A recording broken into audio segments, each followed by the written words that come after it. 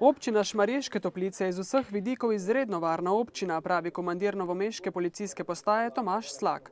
Na področju javnega reda in miru namreč niso beležili hujših kršitev, zmanjšalo se je tudi število prometnih nesreč.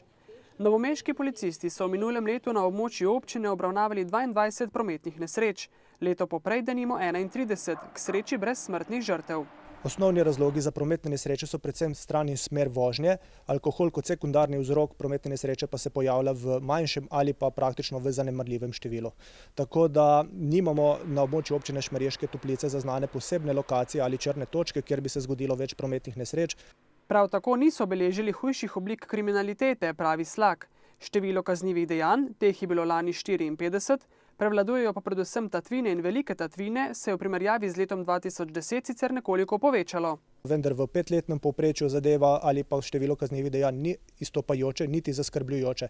Težko govorimo o kakršnemkoli povečanju, ki bi bil posledica organizirane dejavnosti, gre praktično za povečanje v nekaj primerih, tako da gre praktično za neki standardni odklon plusa ali minusa, ki se pojavi na določenem območju.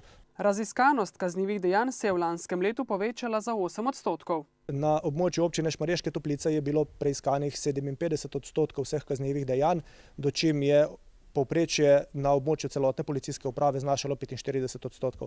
Tako da v bistvu so občani občine Šmarješke Toplice živeli še nekoliko varneje kot vsi ostali.